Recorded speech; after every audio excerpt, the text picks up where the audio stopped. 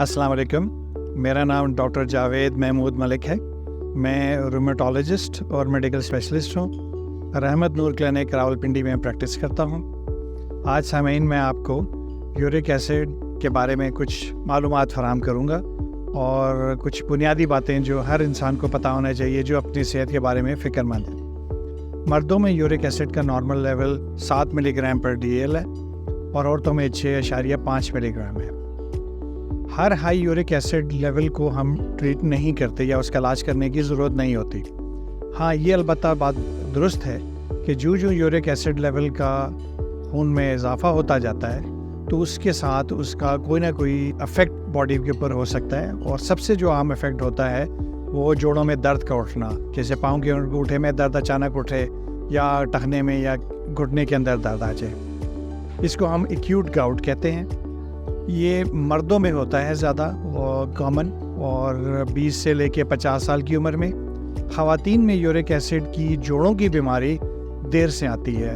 Usually आमतौर पे 60 या 70 या उससे बड़ी उम्र की ख़वातीन में हो सकती है। कुछ दवाएं यूरिक एसिड को बढ़ाती हैं, जो आमतौर पे ब्लड प्रेशर में कुछ दवाएं हैं, कुछ दिल की दवाएं हैं, TB की एक दवा है, उससे भी बाज़ दफ़ा बढ़ जाता है।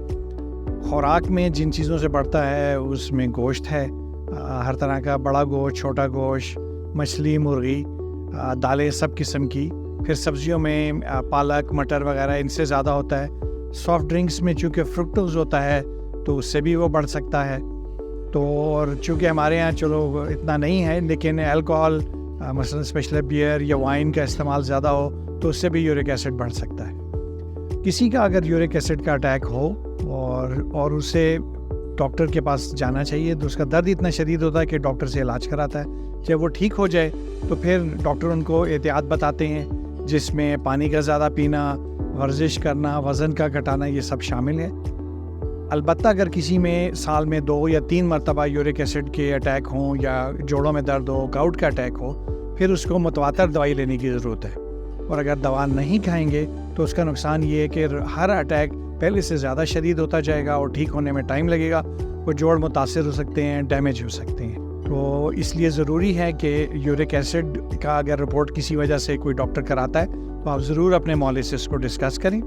यूरिक एसिड कभी कभी नॉर्मल होता है या नॉर्मल लेवल से ज़रा सा बड़ा होता है और उसके साथ और बीमारियाँ चल रही होती हैं। शुगर हो सकती है, कोलेस्ट्रॉल ज़्यादा हो सकता है, दिल की बीमारी हो सकती है। तो उस वक्त वहाँ पे आपका जो मॉलेज है वो फैसला करेगा कि आपके यूरिक एसिड को किसी दवा से ट्रीट करना है या उसके ऊपर वैसे ही नज़र रखने की ज़रूरत है। और अगर वो किसी हाथ हद से ज़्यादा हो गया तो डॉक्टर से आप ज़रूर डिस्कस करें कि उसके लिए कौन सी दवा इस्तेमाल करें।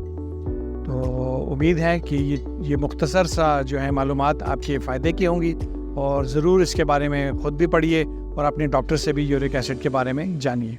शुक्रिया।